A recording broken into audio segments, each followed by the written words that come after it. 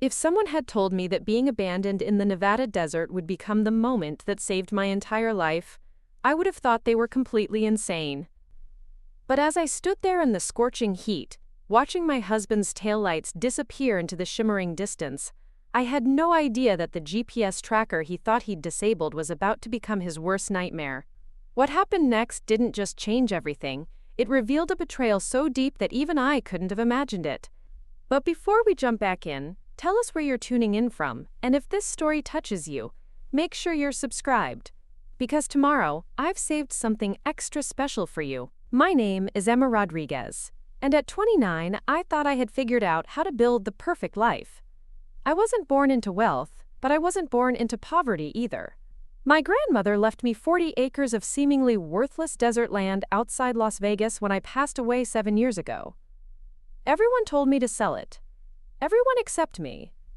Something about that vast, raw landscape called to me in a way I couldn't explain. Where others saw emptiness, I saw possibility. That 40 acres became the foundation of Oasis Hospitality Group, a chain of 5 luxury eco-resorts scattered across the American Southwest. We specialized in sustainable desert tourism, offering wealthy clients the chance to experience the beauty of the desert without destroying it. Solar panels powered our facilities, water recycling systems kept our pools and spas running efficiently, and every building was designed to blend seamlessly with the natural landscape. It wasn't just a business to me, it was my grandmother's legacy transformed into something that honored both the land and the people who visited it. The success had been steady, but hard-fought. 7 years of 18-hour days, countless rejections from investors who didn't understand my vision, and more sleepless nights than I cared to count. But it had paid off. Our resorts were booked solid, 9 months in advance. We'd been featured in Architectural Digest twice, and I'd just been named to the Forbes 30 Under 30 list for hospitality. More importantly, we employed over 200 people across all our properties, many of them from the small desert communities where we operated. The money had brought unexpected complications. 2 years ago, after a particularly aggressive business rival had made some concerning threats about hostile takeovers, my head of operations, Sophie Chen, had insisted I invest in personal security. It seemed excessive at the time, but the GPS tracking system and 24-hour monitoring had become as routine as checking my email. The small device embedded in my jewelry, my purse, even my car, it was insurance against the kind of dangers that came with being a visible female entrepreneur in a competitive industry. I met Jake Williams 3 years ago when I was looking for a marketing consultant to help rebrand our Phoenix location. He walked into my Las Vegas office on a Tuesday morning, wearing a perfectly tailored navy suit and carrying a portfolio that showcased exactly the kind of innovative campaigns I'd been searching for. He was handsome in that confident, all-American way, sandy brown hair, green eyes that crinkled when he smiled, and a presence that filled the room without being overwhelming. More importantly, he seemed to genuinely understand my vision for sustainable luxury tourism. Our first meeting ran 3 hours over schedule. We talked about everything from solar panel aesthetics to the psychology of desert spirituality and modern wellness culture. Jake had ideas I'd never considered, strategies that could take Oasis Hospitality from regional success to national recognition. When he suggested a dinner meeting to continue our discussion, I said yes without hesitation. The dinner led to another meeting, which led to a weekend trip to scout locations in Utah, which led to the kind of whirlwind romance I'd only seen in movies. Jake was attentive without being clingy, ambitious without being ruthless, and he made me laugh in ways I hadn't experienced since college. He understood the demands of building a business because he was building his own consulting firm. When I worked late, he'd show up with takeout from my favorite Thai restaurant. When I stressed about investor presentations, he'd help me practice until I felt confident. 6 months later, he proposed during sunrise at our Sedona property, the red rocks glowing like fire in the early morning light. The ring was perfect, a vintage emerald that reminded me of the desert after rain. I said yes before he'd finished asking the question. Our wedding was small but beautiful, held at our original property with my grandmother's name carved into the stone entrance. Sophie served as my maid of honor, and Jake's business mentor Robert Harrison stood as his best man. Robert was a successful commercial real estate developer who'd taken Jake under his wing when he first moved to Vegas. He was older, around 55, with silver hair and the kind of commanding presence that dominated every room he entered. His wife Catherine seemed nice enough, though quiet, always deferring to Robert's opinions on everything from wine selection to vacation destinations. After the wedding, Jake moved into my house in Summerlin, a sprawling modern home with floor-to-ceiling windows that showcased the desert landscape I loved so much. He'd suggested we look for something bigger, something more fitting for a power couple, but I loved my house. It was the first place I'd ever owned, the first space that felt entirely mine. Jake had smiled and said of course we'd stay, that he loved how grounded I was, how I never forgot where I came from. For the first year of marriage, everything felt like a continuation of our courtship. Jake's marketing strategies helped increase our bookings by 30%. He networked effortlessly, bringing in new clients and partnership opportunities I never would have discovered on my own. When I decided to expand into Colorado, Jake was the one who found the perfect location and negotiated a deal that saved us nearly $200,000. He seemed genuinely excited about building something together, about combining his business acumen with my creative vision. But sometime during our second year of marriage, small things began to change. Jake started spending more time with Robert Harrison, taking long business lunches that stretched into evening meetings. He'd come home later and later, always with plausible explanations about new opportunities and expanding networks. When I asked to join them occasionally, Jake would smile and say it was boring shop talk, that I worked hard enough without sitting through his tedious meetings. He also began making subtle suggestions about the business. Maybe we should consider bringing in a larger investment firm to fund faster expansion. Maybe we should explore partnerships with more established hospitality chains. Maybe I was being too protective of my grandmother's original vision, too resistant to the kind of growth that could make us truly wealthy. His suggestions always came wrapped in love and concern for my well-being, but they left me feeling strangely defensive about choices that had served me well for years. The morning that changed everything started like dozens of others. Jake and I were supposed to drive together to scout a potential new location in rural Nevada, about 2 hours northeast of Vegas. The property was a former dude ranch that had gone bankrupt, situated in a valley that offered both mountain views and enough flat land for a substantial resort development. If the location worked out, it would be our biggest expansion yet, potentially doubling our capacity and establishing Oasis Hospitality as a major player in Western luxury tourism. I was in my office at dawn, reviewing geological surveys and water rights documentation, when Jake called to say he'd been delayed by a last-minute conference call with potential investors.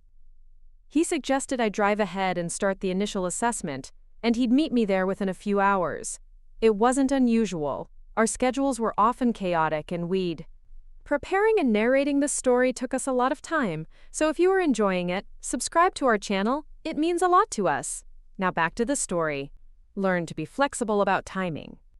I grabbed my evaluation materials, kissed him goodbye when he emerged from his home office, looking harried and apologetic, and headed out into the desert in my white Range Rover. The drive was beautiful in the way that only the Nevada landscape can be. Rolling hills covered in sagebrush, distant mountains that looked purple in the early morning light, and a sky so vast it made me feel both insignificant and infinite at the same time. I'd made this drive, or similar ones, hundreds of times over the years, but I never got tired of the way the desert revealed itself slowly, each mile offering new perspectives on ancient geological formations. About an hour into the drive, I stopped at a small gas station to fill up and grab a coffee. The place was exactly what you'd expect from a rural Nevada pit stop. Faded signs, a few dusty pumps, and a convenience store that looked like it hadn't been updated since the 80s. But the coffee was surprisingly good, and the elderly man behind the counter was friendly in that genuine way you only find in small communities. As I was walking back to my car, phone in hand to check messages, I accidentally overheard Jake's voice coming through the speaker of a phone call that was apparently still connected in my purse. The sound quality was poor and intermittent, But what I could hear made my blood run cold.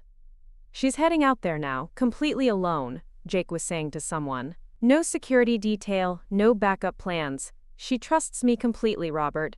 This is our window." There was a pause, and then Robert Harrison's voice came through, distant but unmistakable. "Are you certain she doesn't suspect anything? We've been laying groundwork for over 2 years. If she gets suspicious now—" "She has no idea," Jake's voice carried clearly. "Emma thinks I'm the devoted husband helping build her dream empire. She has no clue that we've been planning to take control from the beginning. The woman is so focused on her grandmother's legacy and her environmental mission that she can't see what's right in front of her." I stood frozen beside my car, barely breathing, as their conversation continued. Robert was detailing something about shell companies and leveraged buyouts, about using Jake's inside knowledge of our financial structure to orchestrate a hostile takeover that would strip away my control while leaving me legally powerless to fight back. They'd apparently been working with some of our investors, offering them deals that would net them quick profits in exchange for voting rights that would transfer ownership to Harrison's development company. "Once we have control," Robert was saying, "we'll gut all this sustainable nonsense and develop the properties properly. That original 40 acres alone is worth $20 million for the right kind of resort and casino complex. We'll make 10 times what she's making with her boutique environmental projects." "What about Emma?" Jake asked. And for a moment I felt a flicker of hope that maybe, somehow, he still cared about me. Robert's laugh was cold and calculating. "What about her? She'll be well compensated for her shares, of course. But Emma Rodriguez doesn't have the vision for large-scale development. She's small-time, limited by all this sentimental attachment to her grandmother's memory. We'll offer her a consulting position if she wants to stay involved, but the real decisions will be made by people who understand how to maximize profit. And if she fights us?" "She won't," Robert said confidently. "We've been careful to structure everything legally. By the time she understands what's happening, we'll own 51% of Oasis Hospitality. She can complain all she wants, but she'll be a minority shareholder in her own company." The call ended, and I stood there in the desert silence, feeling like the ground had opened up beneath my feet. Everything I thought I knew about my marriage, about my business, about the last 3 years of my life, had just revealed itself to be an elaborate lie. Jake wasn't my partner or my husband in any meaningful sense. He was a corporate spy who'd been methodically gathering information and building relationships designed to destroy everything I'd worked for. But as the initial shock wore off, something else began to emerge. Anger, yes, but also a cold, calculating fury that I'd never experienced before. They thought I was naive, sentimental, too small-minded to protect what was mine. They'd underestimated the woman who'd built a multi-million-dollar business from 40 acres of seemingly worthless desert land. They'd forgotten that I'd been fighting for this company long before Jake Williams walked into my office with his perfect smile and his hidden agenda. I spent the rest of the drive to the ranch property thinking, planning, trying to understand the full scope of what they'd been doing behind my back. How many of our investors were involved? How long had they been planning this? What other aspects of my life had been compromised by Jake's deception? The questions multiplied with every mile, but underneath them was a growing determination to fight back with everything I had. When I reached the abandoned dude ranch, I walked the property with new eyes. This wasn't just a potential expansion anymore. It was going to be the battleground where I either saved my company or lost everything. The irony wasn't lost on me that I was evaluating a piece of land that Robert Harrison probably already considered his future property. I spent 3 hours taking detailed photographs, making notes about infrastructure needs, and researching comparable sales in the area. If Harrison thought he could outmaneuver me in a business negotiation, he was about to learn that I'd been studying this industry and this landscape for 7 years. I knew every water rights law, every zoning restriction, every environmental protection that could complicate large-scale development. But I also knew that emotional reactions and righteous anger wouldn't be enough to protect Oasis Hospitality. I needed strategy, I needed allies, and I needed to understand exactly how deep this betrayal went before I could figure out how to fight back. Most importantly, I needed to be smarter than they expected me to be. The drive back to Las Vegas gave me time to think about my next moves. I couldn't confront Jake directly, not yet. If I revealed that I knew about their plan, they might accelerate their timeline or change their strategy in ways that would make it harder for me to protect myself. I needed to gather more information, understand who else was involved, and figure out how to turn their own planning against them. But first, I had to survive what I was beginning to suspect might be more than just a business betrayal. If Jake and Robert were willing to steal my company, what else might they be willing to do to ensure I couldn't fight back? The thought sent a chill through me that had nothing to do with the desert evening air.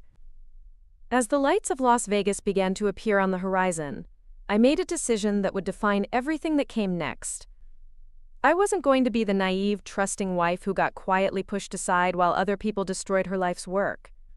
I was going to be the woman who fought back with every resource at my disposal, who used every advantage they'd forgotten I possessed. They wanted to play corporate warfare? I'd been building businesses and navigating hostile negotiations since I was 22 years old. They thought they knew my weaknesses?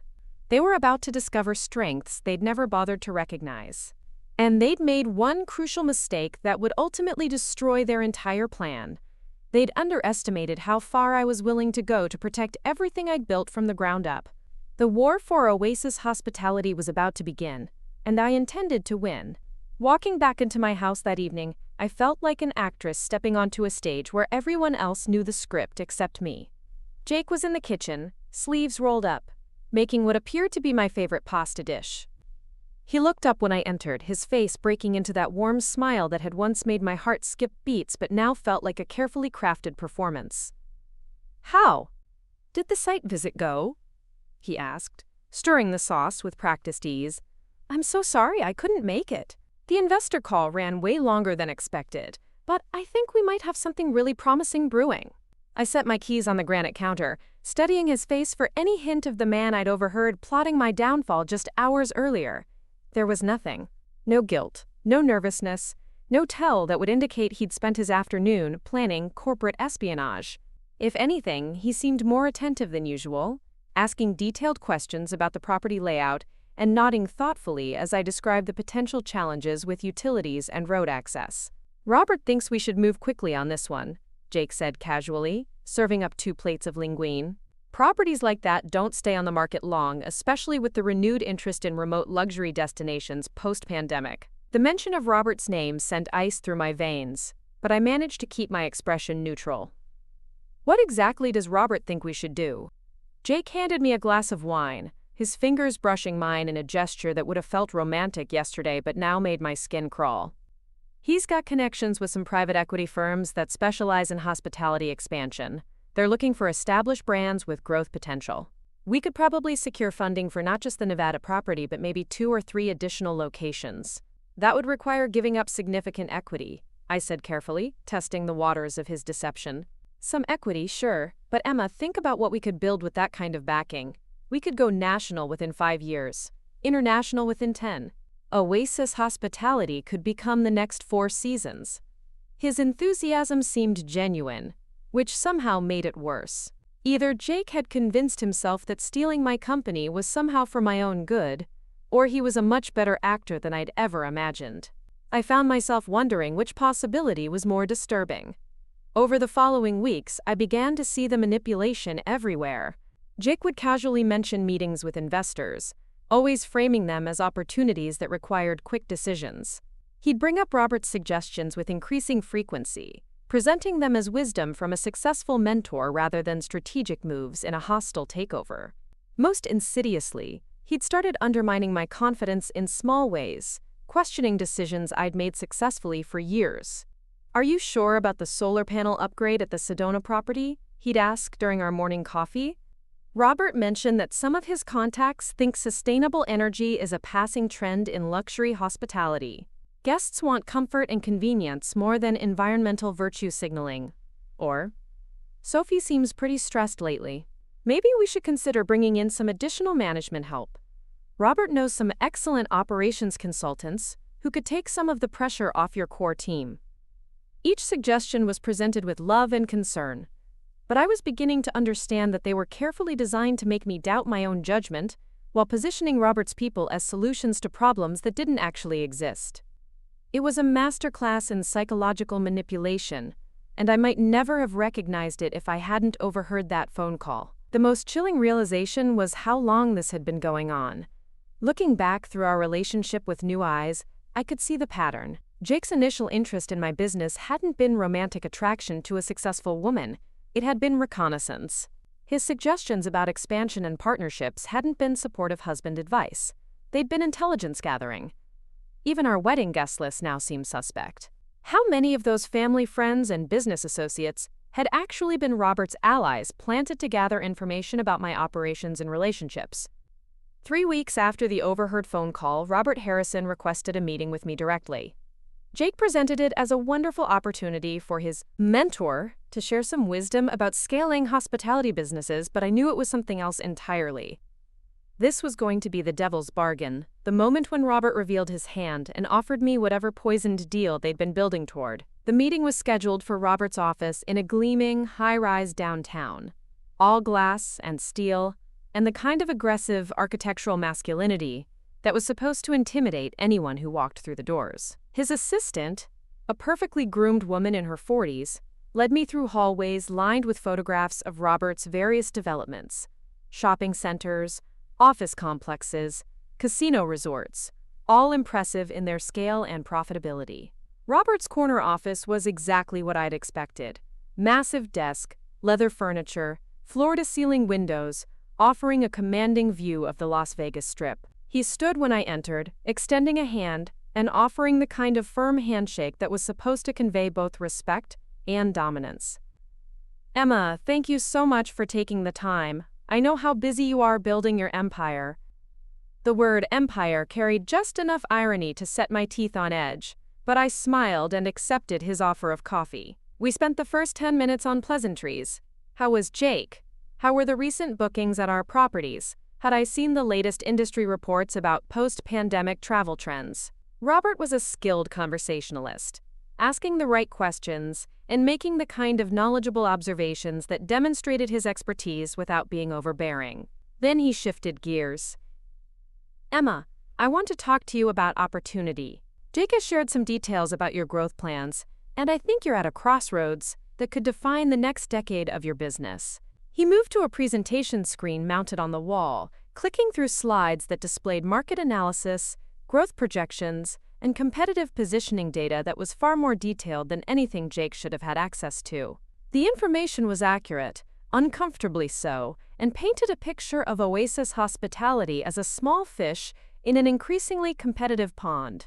"The boutique eco-luxury market is becoming saturated," Robert continued, his voice taking on the authoritative tone of someone delivering uncomfortable truths. "In 5 years, you'll either need to scale significantly, or you'll be priced out by larger chains that can offer similar experiences at lower costs." The slides shifted to show potential expansion scenarios, each requiring increasingly large capital investments. Then came the punchline, a detailed financial projection showing how private equity partnership could fund rapid growth while providing me with immediate liquidity that would set me up for life regardless of how the business performed.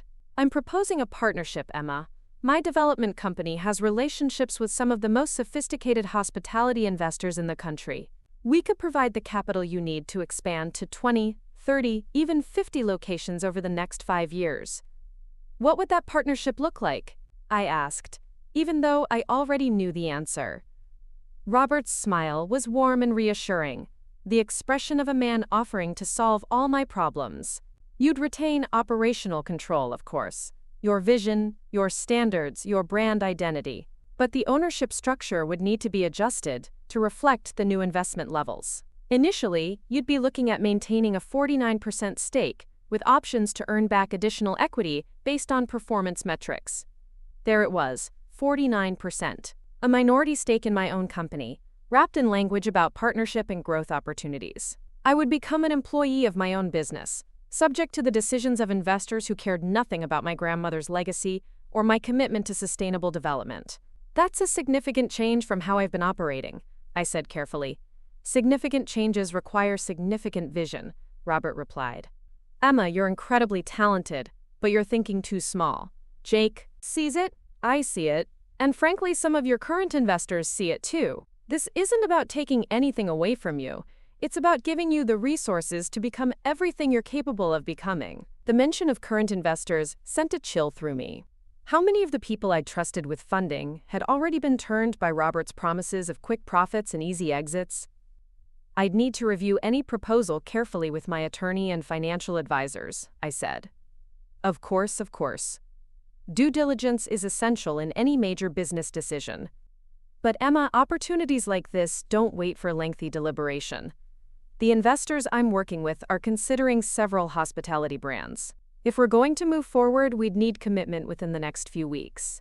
The artificial urgency was another manipulation tactic, designed to prevent me from thinking clearly or seeking advice that might expose the flaws in his proposal. But I nodded and expressed interest in seeing more detailed terms, playing the role of the ambitious but naive entrepreneur who was flattered by attention from sophisticated investors. That evening, Jake was more affectionate than he'd been in months. He brought home champagne to celebrate what he called the beginning of our real future, and spent dinner painting pictures of the life we'd have once Oasis Hospitality became a national brand. We'd travel to oversee new properties, attend industry conferences as power couple leaders, maybe even get our own reality show about luxury hospitality development. Robert was really impressed with you today, Jake said, refilling my wine glass. He said you asked all the right questions, that you clearly understand the opportunity he's presenting. I smiled and played along, even as every word felt like poison in the air between us. The man sitting across from me, the man I'd married and shared my dreams with, was actively working to destroy everything I'd built. And he was doing it while convincing himself and trying to convince me that it was all for my own good. Over the following days, I received a formal proposal from Robert's investment group. The documents were impressive, full of legal language and financial projections that would have been overwhelming to someone without business experience. But I'd been negotiating complex deals since my early 20s, and I could see through the professional presentation to the reality underneath. The terms were designed to strip away my control while making it difficult for me to object. I would have a minority stake but be personally liable for operational performance metrics that would be controlled by investors. The expansion timeline was aggressive to the point of being unrealistic, setting me up to fail benchmarks that would trigger additional penalty clauses. Most cleverly, the entire structure was set up so that if I tried to back out after signing, I would lose not just the new investment but potentially my original properties as well. It was a masterpiece of predatory business planning, designed to give me just enough benefit up front to make the deal seem attractive while ensuring that Robert's group would ultimately control everything. And it had probably been in development for years, refined through Jake's intelligence gathering and Robert's knowledge of my financial situation and personal psychology. The pressure to sign came from multiple directions. Jake brought it up daily, always framing his advocacy in terms of our shared future and the amazing life we'd build together. Robert called regularly with updates about other interested investors and reminders about the time-sensitive nature of the opportunity. Even some of my existing investors began reaching out to express their enthusiasm for the partnership, making it clear that my refusal could jeopardize relationships I'd counted on for years. But the most insidious pressure came from my own doubts.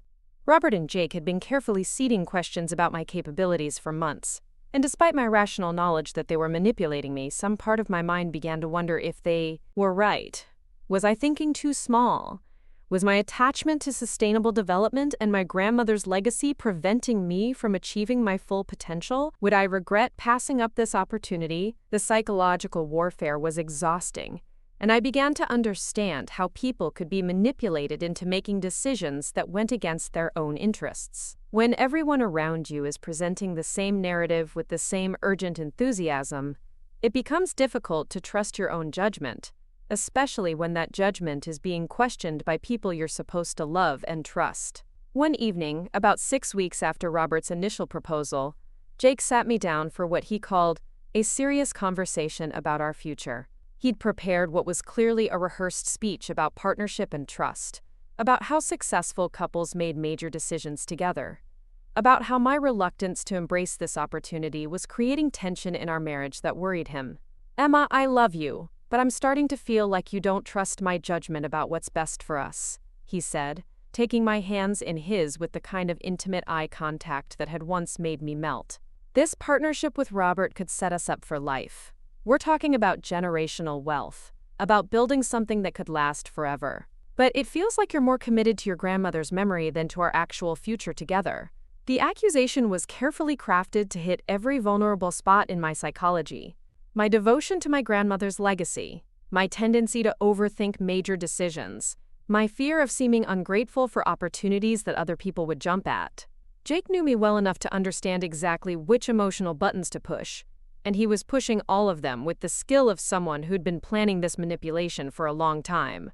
"I just need more time to think," I said, hating the uncertainty in my own voice. "How much time, Emma?"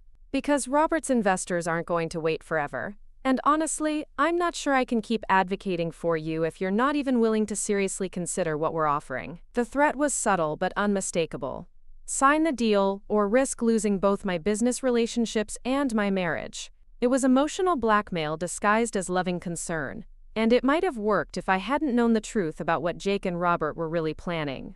Instead, it crystallized my resolve. I was going to fight back, but I was going to be smarter about it than they expected. I was going to let them think they were winning right up until the moment I destroyed their entire scheme. 2 days later, I called Robert and scheduled a meeting to discuss moving forward with the partnership. When I walked into his office, I carried a briefcase full of documents and wore the expression of a woman who'd been convinced to embrace her destiny. I let Robert talk about timeline and implementation, nodding at appropriate moments and asking questions that suggested I was fully committed to the process. Then I told him I was ready to sign, but that I wanted to finalize everything during a weekend retreat where all the principals could be present. I suggested the Nevada ranch property, which was still under consideration for our next resort development. It would be symbolic, I said, to sign the papers at the site where our partnership would build its first major project together.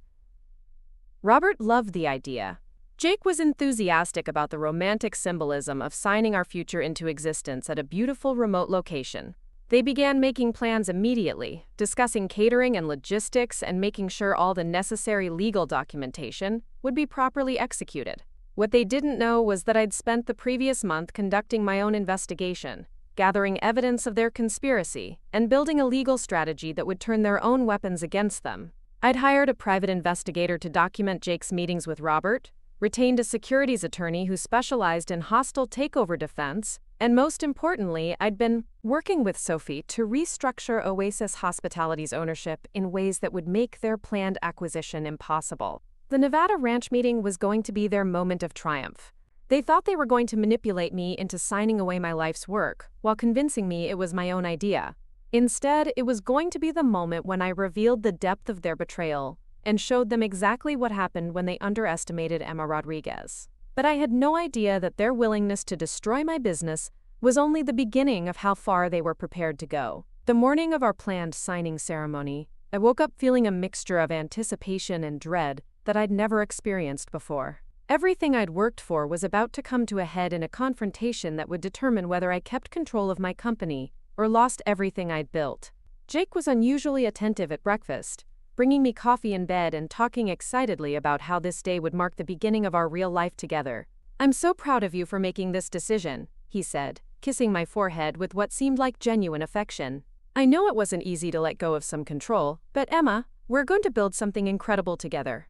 The irony was almost unbearable. He was proud of me for agreeing to be robbed. He was celebrating our future together while planning to betray me in the most fundamental way possible.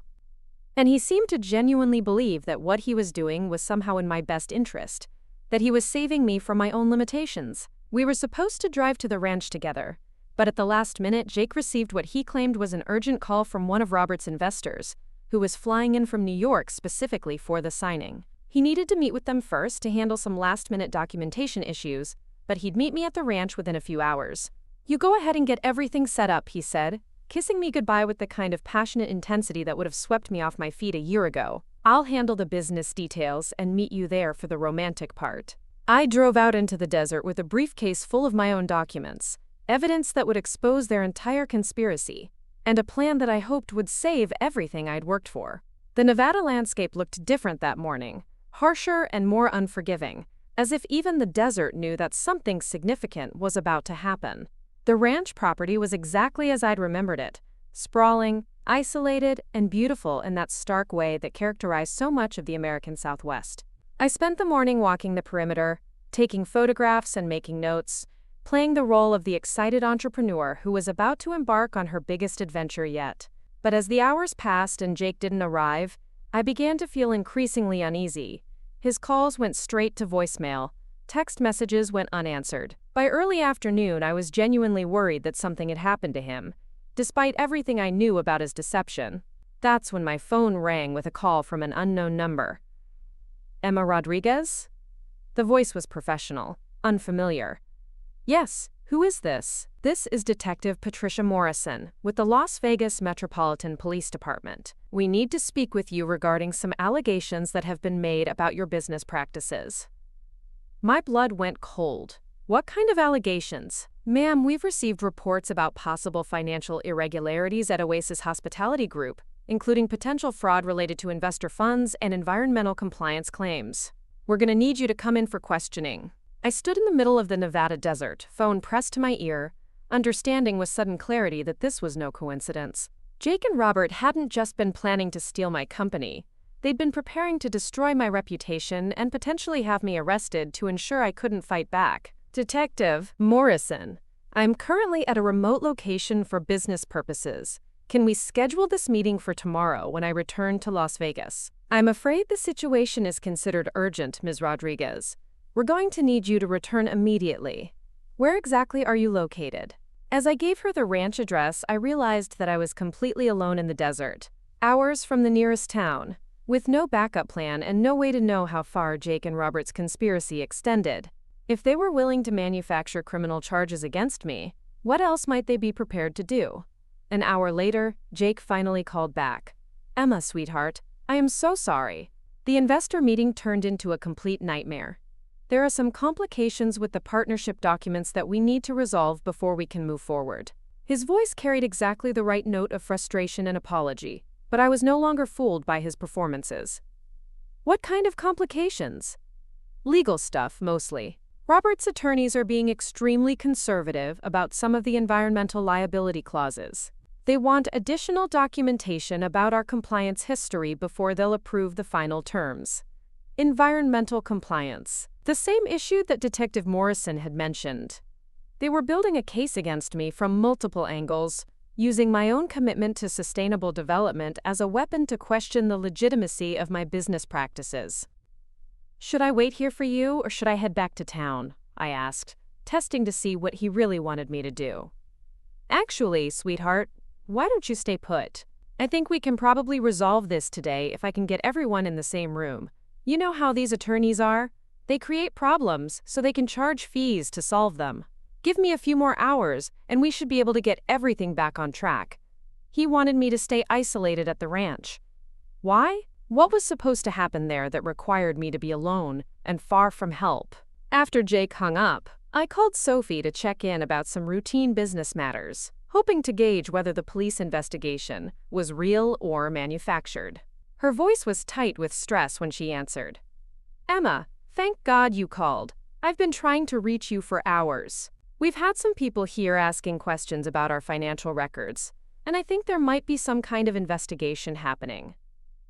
What kind of people? They said they were from the Nevada Gaming Commission, asking about our compliance with environmental regulations and whether we've been accurately reporting our water usage and waste management. Emma, they had really specific questions about things that I don't think they should have known unless someone gave them inside information. Inside information. Jake had been present for countless conversations about our operations, had access to financial records and compliance documentation, and had probably been building a case against me for months while pretending to be my devoted husband. I was beginning to understand the full scope of their plan. They weren't just trying to steal my company, they were trying to destroy me completely. Criminal charges would make it impossible for me to fight their takeover legally. A gaming commission investigation could result in licensing problems that would shut down our operations entirely. Even if I was eventually cleared of wrongdoing, the damage to my reputation and business relationships could be irreversible. As the afternoon wore on, I found myself pacing the ranch property like a caged animal, trying to figure out my next move. I could drive back to Las Vegas immediately and confront whatever legal issues were waiting for me, but that felt like walking into a trap. I could call my attorney, but if Jake and Robert had been planning this for as long as I suspected, they'd probably anticipated my likely legal responses. What I needed was time to think and plan, but I was running out of both. The sun was beginning to set over the desert mountains, painting the sky in shades of orange and purple that would have been beautiful under different circumstances. Instead, the approaching darkness felt ominous, like a countdown to something I couldn't quite see coming. That's when I heard the car engine. A black SUV was approaching on the dirt road, moving faster than was safe on the rutted surface. As it got closer, I could see that it wasn't Jake's car, and there were at least 2 people inside. Every instinct I had was screaming that this was wrong, that I needed to get out of there immediately. I ran to my Range Rover, fumbling with the keys as the SUV pulled up behind me, effectively blocking my exit route. 2 men got out, both wearing business suits that seemed absurdly formal for a desert ranch. They were large, professional-looking, and moved with the kind of confident authority that suggested they were used to intimidating people. "Ms. Rodriguez? We're going to need you to come with us." "Who are you? What authority do you have to make that request?" The taller of the 2 men smiled, but it didn't reach his eyes. "We're working with law enforcement on the investigation into your business practices. There are some questions that need immediate answers." I pulled out my phone to call 911, but there was no cell service. Of course there wasn't. We were in the middle of nowhere, exactly where someone would take a person they wanted to isolate and control. "I'm not going anywhere with you," I said, backing toward the ranch buildings. "If law enforcement wants to speak with me, they can do it through proper channels with my attorney present. Ms. Rodriguez, this can be easy or difficult, but you are coming with us. The choice is whether you walk to our vehicle or we carry you." That's when I understood that this wasn't about criminal charges or business investigations. This was about making me disappear, at least temporarily, while Jake and Robert completed their takeover without interference. Once they had legal control of Oasis Hospitality, they could deal with me however they chose. Payoff, intimidation, or worse. I ran. The ranch property was large, but there weren't many places to hide in the open desert landscape. I headed for a cluster of outbuildings, hoping to find a phone or some other way to call for help. Behind me, I could hear the men pursuing, their voices calm and professional as they coordinated their search. "Ms. Rodriguez, you're only making this more difficult for yourself. We're not going to hurt you. We just need to ask you some questions." I found myself in an old barn, dusty and filled with equipment that hadn't been used in years. There was a landline phone mounted on the wall, but when I picked it up, there was no dial tone. The lines had been cut or disconnected. Footsteps were approaching the barn. I looked around desperately for another exit or somewhere to hide, but the building was too small and open. They were going to find me within minutes. That's when I remembered the GPS tracker embedded in my jewelry. Sophie had insisted on the security system, and I'd worn the devices so long that they'd become invisible to me. But somewhere in Las Vegas, a monitoring company was tracking my exact location through satellite technology that couldn't be blocked by remote terrain or cut phone lines. I grabbed a piece of broken equipment and used it to scratch a message into the dusty floor of the barn. "Help. Kidnapped. Call police, ER." It wasn't much, but if someone eventually searched this place, they'd have some indication of what had happened to me. The barn door slid open, and the 2 men walked in with the casual confidence of people who knew their target had nowhere left to run. "Ms. Rodriguez, enough games. You're coming with us now." As they approached, I tried to think of any possible escape or defense, but I was alone, outnumbered and in the middle of nowhere. Whatever Jake and Robert had planned for me was about to begin, and I had no way to stop it. But what they didn't know was that my disappearance wouldn't go unnoticed. Sophie would call when I didn't return. The GPS monitoring service would flag unusual location patterns, and somewhere in the Nevada desert, a very expensive security system was about to prove its worth in ways that none of us had ever anticipated. The men grabbed my arms and started walking me toward their SUV. I didn't resist.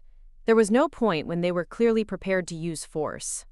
But as they opened the vehicle door, I managed to drop my purse in a way that scattered its contents across the ground, including the backup GPS device that I hoped they wouldn't recognize. "Careful with her," one of them said, We need her conscious and unmarked. They weren't planning to kill me, at least not immediately. This was about intimidation and control, about keeping me out of the way while Jake and Robert completed their business. The question was how long they intended to hold me, and what would happen when they no longer needed me alive. As the SUV pulled away from the ranch, heading deeper into the desert toward an unknown destination, I tried to stay calm and alert. Panic wouldn't help me escape, but information might. I needed to remember everything: the route we were taking, the appearance and voices of my captors, any details that might help law enforcement find me if I somehow managed to survive this. But underneath the forced calm was a growing rage that burned hotter than the desert sun. Jake and Robert had underestimated me once before, and I'd been preparing to turn their own scheme against them. Now they'd made an even bigger mistake. They'd threatened my freedom and my life. If I survived this, I wasn't just going to save my company. I was going to destroy both of them completely. The SUV drove for what felt like hours through increasingly remote terrain, finally stopping at what appeared to be an abandoned mining operation in the middle of nowhere. There were a few prefabricated buildings, some rusted equipment, and absolutely no signs of human habitation. It was the perfect place to hold someone where their screams wouldn't be heard, and their disappearance might never be discovered. They locked me in a small office building with boarded windows and a reinforced door. There was a cot, some water bottles, and a bucket. Accommodations for someone who was expected to be there for a while. One of the men explained that this was temporary, that I just needed to stay out of the way while some business matters were resolved, and that I'd be released unharmed once everything was settled. I didn't believe him for a second. Left alone in that claustrophobic space, I began looking for any possible means of escape or communication. The walls were solid, the windows were blocked, and the door was locked from the outside with what sounded like a heavy deadbolt. But I wasn't going to give up. I'd built a business from nothing, survived corporate betrayal, and I wasn't going to let these thugs be the end of my story. Hours passed. The desert heat made the small building like an oven during the day, and I could only imagine how cold it would get at night. I rationed the water carefully and tried to stay calm, but it was impossible not to think about what Jake and Robert might be doing while I was trapped here.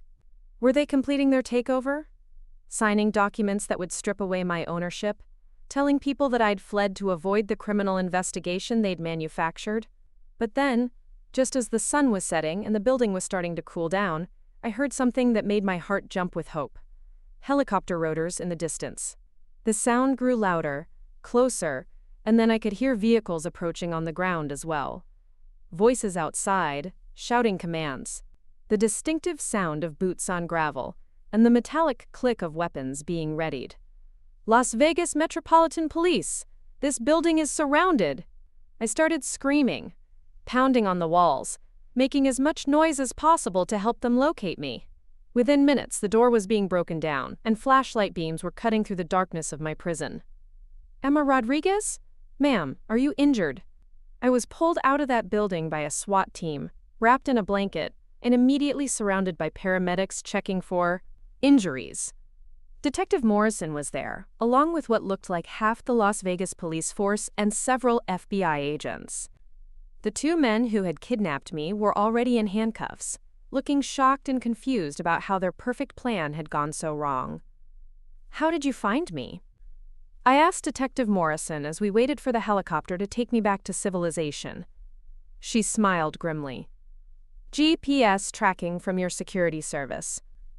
When you didn't return to Las Vegas as expected, and your location showed unusual patterns, they called us.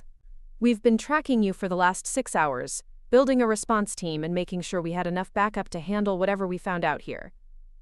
What about Jake? And Robert Harrison? Both in custody. Turns out that when we started investigating the kidnapping, we discovered quite a bit of evidence about their conspiracy to defraud you and your investors. Your husband was very eager to cooperate once he realized the kind of federal charges he was facing. As the helicopter lifted off from the desert floor, carrying me back toward the lights of Las Vegas, I felt something I hadn't experienced in months: complete clarity about who I was and what I was capable of. Jake and Robert had tried to destroy me using my own trust and love against me. They'd thought they could manipulate me into signing away my life's work And when that failed, they'd resorted to kidnapping and intimidation. They'd made one crucial mistake. They'd assumed that because I was trusting and idealistic, I was also weak and helpless. They'd forgotten that I'd built Oasis Hospitality from 40 acres of desert and a dream, that I'd navigated the competitive world of luxury hospitality for 7 years, and that I'd surrounded myself with people and systems designed to protect what I'd worked so hard to create. But most importantly, they'd underestimated the power of their own greed and incompetence. Jake's eagerness to impress Robert had led him to share information and make plans that left digital trails. Robert's arrogance had made him sloppy about covering his tracks. And their decision to escalate from corporate theft to kidnapping had brought federal law enforcement into a situation they might have otherwise handled as a civil business dispute. The investigation that followed was swift and thorough. Jake, facing charges that could have resulted in decades in federal prison, provided detailed testimony about the entire conspiracy in exchange for a reduced sentence. Robert's development company was raided, revealing evidence of multiple similar schemes targeting other successful entrepreneurs. Several of my investors who had been approached by Robert came forward with recordings and documentation of the attempted manipulation. But the most satisfying revelation came when we discovered that Robert's promises about private equity funding had been largely fictional. The investors he'd claimed to represent either didn't exist or had no knowledge of his plans. Even if I had signed their partnership agreement, Robert wouldn't have been able to deliver the funding he'd promised, leaving me with reduced ownership in my own company and no compensation for what I'd given up. They'd been planning to steal my business with money they didn't have, using relationships that didn't exist, based on market analysis that was fundamentally flawed. It was corporate fraud on a scale that was almost impressive in its audacity and stupidity. Within a week of my rescue, I was back in my office at Oasis Hospitality, meeting with attorneys and accountants to clean up the damage that Jake and Robert had attempted to cause. The Gaming Commission investigation evaporated once its fraudulent origins were exposed. The investor concerns disappeared when they learned the truth about Robert's manipulation tactics. Even the criminal allegations against me were formally dismissed when Detective Morrison's investigation revealed that they'd been manufactured as part of the kidnapping scheme. More importantly, the attempted takeover had failed completely. Robert's shell companies had never been able to acquire the investor support they needed to challenge my ownership, and Jake's inside information had been less valuable than they'd thought. Oasis Hospitality remained entirely under my control, with a management structure that was now more secure than ever. The Nevada Ranch property, where this whole nightmare had started, became the site of our most ambitious resort project yet. I hired additional security for the development process, but not because I was afraid of another kidnapping attempt. I wanted to make sure that when we opened the Oasis Desert Springs Resort, it would stand as a monument to what could be built when vision and determination overcame betrayal and greed. Jake was sentenced to 8 years in federal prison. Robert received 12 years, plus forfeiture of assets that were used to compensate his various victims. Their scheme to destroy my life had instead destroyed theirs, and I felt no sympathy for either of them. But the most important change wasn't legal or financial, it was personal. I'd learned that I was stronger than I'd ever imagined, more resilient than my enemies had anticipated, and surrounded by people and systems that would protect me when I couldn't protect myself. The woman who'd been naive enough to trust Jake Williams completely was gone, replaced by someone who understood that true strength came not from avoiding betrayal, but from surviving it with integrity and tact. Sophie became my official business partner, with an ownership stake that reflected her years of loyalty and competence. We expanded Oasis Hospitality to 12 properties over the following 3 years, each one a testament to sustainable luxury development that honored the landscape rather than exploiting it. The company went public on my terms, with a structure that ensured I maintained control while providing opportunities for responsible growth. And sometimes, when I stood on the deck of our Sedona property watching the sunset paint the red rocks in shades of gold and crimson, I thought about the woman I'd been before Jake's betrayal, forced me to discover who I really was. She'd been successful and driven, but also vulnerable in ways that could have been exploited by anyone willing to weaponize love and trust against her. The woman I'd become was different, still committed to sustainable development and environmental responsibility, still driven by my grandmother's legacy and my own vision of what hospitality could be. But now I also possessed something that couldn't be stolen or manipulated. Absolute clarity about my own worth, and the unshakable knowledge that I could survive anything that anyone was foolish enough to try against me. The GPS tracker that had saved my life became a symbol I wore every day, not as a security device but as a reminder that some forms of protection are invisible until the moment you need them most. Just like strength, like resilience, like the power to build something beautiful from the ashes of betrayal. Jake had stranded me in the desert, thinking he was leaving me helpless and alone. Instead, he'd forced me to discover resources I'd never known I possessed. And when my security detail located me via GPS, they weren't just rescuing Emma Rodriguez, the kidnapping victim. They were liberating the woman who would spend the rest of her life proving that underestimating her was the most expensive mistake anyone could ever make. Living with the knowledge of Jake's betrayal while pretending everything was normal became the most exhausting performance of my life.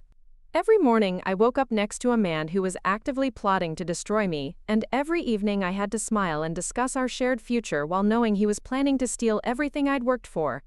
The psychological toll was immense, but I forced myself to maintain the facade while I gathered evidence and built my own strategy for fighting back.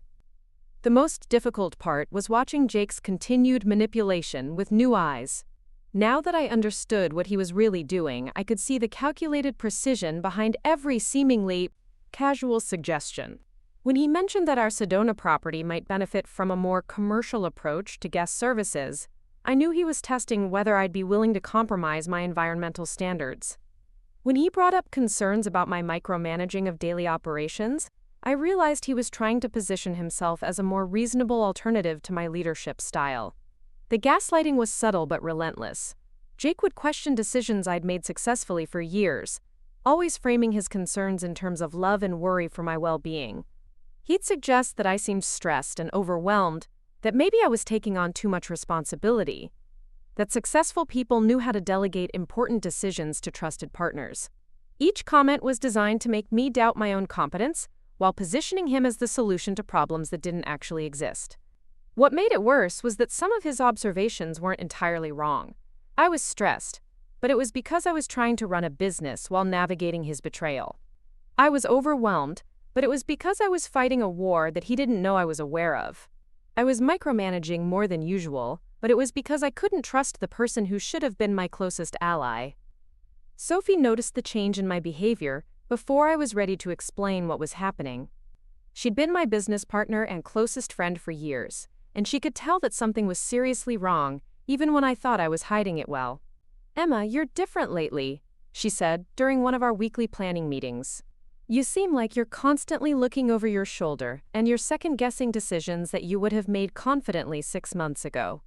What's going on?" I wanted to tell her everything, but I wasn't ready to reveal the full scope of Jake's betrayal until I had a complete plan for fighting back. Instead, I deflected by focusing on business concerns, talking about increased competition in the luxury hospitality market and the challenges of maintaining our environmental standards while growing the company. Sophie wasn't fooled. "Emma, I've worked with you long enough to know when you're avoiding something. This isn't about market conditions or operational challenges. This is personal, isn't it?" The temptation to confide in her was almost overwhelming, but I held back. If Jake discovered that I knew about his conspiracy before I was ready to act, he and Robert might change their strategy in ways that would make it harder for me to protect myself. I needed more time to understand the full scope of their plan and to build legal defenses that would ensure my victory when the confrontation finally came. Instead, I threw myself into work with an intensity that bordered on obsession. I spent 18-hour days at the office, reviewing every aspect of our operations and looking for any signs that Jake had been gathering information or sabotaging our systems. I hired a forensic accountant to conduct a comprehensive audit of our financial records, ostensibly to prepare for potential expansion funding, but really to identify any irregularities that Jake might have created or exploited. The audit revealed several concerning patterns. There were consulting fees paid to companies I didn't recognize, expense reports for meetings and travel that didn't match my records, and communication logs showing that someone with administrative access had been sharing confidential information with external parties. None of it was enough to prove criminal activity, but it painted a clear picture of systematic information gathering that had been going on for months. I also discovered that Jake had been more involved in our investor relations than I'd realized. Several of our major financial backers had received calls and emails from him over the past year, ostensibly to provide updates on our operational performance, but actually to build relationships that could be leveraged during a hostile takeover attempt. The communications were carefully crafted to seem supportive of my leadership, while subtly raising questions about my long-term vision and ability to scale the business effectively. Most disturbingly, I found evidence that Jake had been documenting our private conversations about business strategy and sharing that information with Robert Harrison. Personal discussions about my concerns, my goals, my fears about expansion and competition, all of it had been weaponized and used to build a psychological profile that would help them manipulate me more effectively. The violation felt deeper than the business betrayal. Jake hadn't just married me to gain access to my company.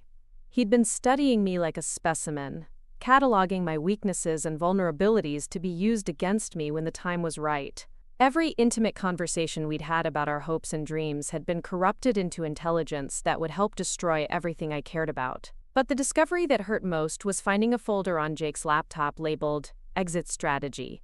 Inside were detailed plans for what he would do after the takeover was complete, including a timeline for divorcing me and moving to California to start a new consulting firm with the profits from selling off Oasis Hospitality's assets. There were even notes about potential romantic partners he'd identified for his post-Emma life, women in his professional network who would be more suitable for someone of his anticipated wealth and status.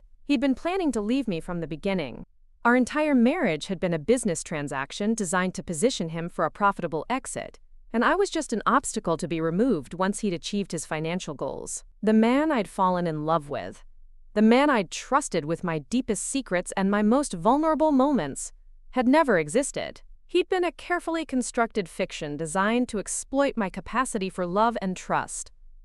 The rage that followed this discovery was unlike anything I'd ever experienced. It wasn't just anger about the business betrayal or hurt about the personal deception. It was a cold, focused fury that demanded justice. Jake and Robert thought they were clever, thought they could manipulate me into destroying myself while they walked away with everything I'd built. They were about to learn that underestimating Emma Rodriguez was the most expensive mistake they could have made. I began building my counterattack with the same methodical precision they'd used to plan my destruction. I hired the best securities attorney in Nevada, a woman named Patricia Valdez, who specialized in defending entrepreneurs against hostile takeovers and fraudulent investment schemes. I retained a private investigator to document Jake and Robert's activities and build evidence of their conspiracy. Most importantly, I started restructuring Oasis Hospitality's ownership and governance in ways that would make their planned acquisition impossible. Working with Patricia, I discovered that Robert's investment proposal was far more fraudulent than I'd initially realized. The private equity firms he claimed to represent either didn't exist or had no knowledge of his plans. The market analysis he'd presented was based on manipulated data designed to make my business look vulnerable when it was actually performing better than industry averages. Even the legal documents he'd prepared contained clauses that would have been unenforceable, suggesting that he was either incompetent or planning to rely on intimidation rather than legitimate legal processes. The private investigator uncovered a pattern of similar schemes that Robert had attempted with other entrepreneurs over the past decade.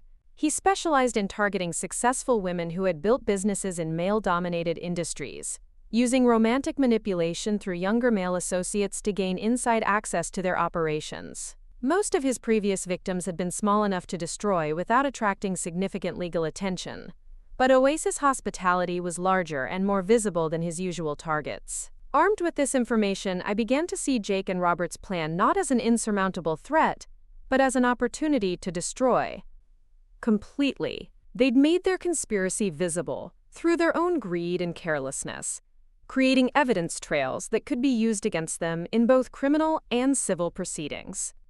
More importantly, their reliance on manipulation and fraud meant that their entire scheme would collapse once it was exposed to legal scrutiny. But I knew that simply defending myself wouldn't be enough. Jake and Robert had violated my trust, stolen my time and emotional energy, and attempted to destroy something I'd built in honor of my grandmother's memory. They deserved more than just failure. They deserved to lose everything they'd tried to steal from me. The psychological pressure of maintaining my facade while building my counterattack was enormous. I had to continue living with Jake, sharing meals and conversations and intimate moments, while knowing that he was actively working to destroy me. I had to smile and nod when he shared, quote, insights from his conversations with Robert, pretending to value his advice while documenting every word for my attorney. The hardest moments came when Jake would express what seemed like genuine affection or concern for my well-being. Late at night, when he thought I was asleep, I'd sometimes catch him watching me with an expression that looked almost like love. During particularly stressful days at work, he'd bring me coffee or suggest we take a weekend trip to relax and reconnect. These gestures felt real in ways that confused and hurt me, making me wonder if some part of him had actually developed feelings for me, despite his original mercenary intentions. But then I'd remember the exit strategy folder and the detailed plans for his post-divorce life, and I'd realize that even his apparent affection was just another manipulation technique. Jake was skilled enough to convince himself that his feelings were genuine while still treating me as a means to an end. His ability to compartmentalize his emotions was probably what made him so effective at long-term deception. The breaking point came when Jake suggested we start trying to have children. He brought it up during a romantic dinner at home, talking about how successful we'd been as partners and how much he'd love to build a family with me. The conversation felt intimate and heartfelt, touching on dreams we'd discussed early in our relationship about raising children who would understand both business and environmental responsibility. "I think we're ready, Emma," he said, taking my hand across the dinner table. "We've built something incredible together, and I want to share that legacy with our kids. I want them to grow up seeing what's possible when two people really love and support each other." The cruel irony was almost unbearable. He was talking about legacy and love while planning to steal my actual legacy and destroy our marriage. He wanted to create children who would witness our partnership while he was simultaneously planning to abandon me once he'd achieved his financial goals. Even worse, I realized that children would complicate any divorce proceedings and potentially give him additional leverage in his attempts to claim ownership of my business. I managed to respond appropriately, expressing enthusiasm about the idea while suggesting we wait until after our next major expansion was complete. But internally, I felt like I was drowning in the depth of his deception. There was no aspect of our relationship that he hadn't corrupted with his hidden agenda. No conversation or shared dream that hadn't been contaminated by his willingness to betray me. That night, after Jake fell asleep, I sat in my home office reviewing the evidence I'd gathered and finalizing my plans for the confrontation that was coming. I had enough documentation to expose their conspiracy, enough legal firepower to protect my business, and enough righteous anger to fuel whatever battle was necessary to achieve justice. But I also had something that Jake and Robert didn't expect: patience. I wasn't going to confront them until I was absolutely certain of victory. I wasn't going to reveal what I knew until I had trapped them so completely that escape would be impossible. They thought they were manipulating me toward a predetermined outcome, but I was actually hurting them toward their own destruction. The plan I developed was elegant in its simplicity. I would pretend to agree to Robert's investment proposal, but I would demand that the final signing take place at the Nevada ranch property where I'd first overheard their conspiracy. The location was remote enough to prevent them from bringing reinforcements or escaping quickly when their scheme was exposed. More importantly, it was symbolic. They would be defeated at the very place where they'd first revealed their intentions to destroy me. I spent weeks preparing for the confrontation, working with Patricia to develop legal documents that would turn their own fraud against them. We prepared cease and desist orders, criminal referrals, and civil lawsuit paperwork that would be filed simultaneously once their conspiracy was fully documented. We also coordinated with federal authorities who were interested in Robert's pattern of fraudulent investment schemes and interstate business crimes. But the most important preparation was psychological. I had to be ready to face Jake's reaction when he realized that I'd known about his betrayal all along, that I'd been playing him just as skillfully as he thought he'd been playing me. I had to be prepared for his attempts to manipulate me even after his deception was exposed, because men like Jake never stopped trying to control the narrative, even when their lies were revealed. The morning of the planned signing ceremony, I woke up feeling a mixture of anticipation and dread that I'd never experienced before. Everything I'd worked for over the past months was about to come to fruition in a confrontation that would determine not just the fate of my business, but the trajectory of my entire life. Jake was unusually solicitous at breakfast, talking about how proud he was of my decision to embrace the partnership and how excited he was about our future together. "This is going to change everything for us, Emma," he said, kissing my forehead with what seemed like genuine tenderness. "I know it was hard to let go of some control, but you're going to be so happy with what we build together." The irony was lost on him completely.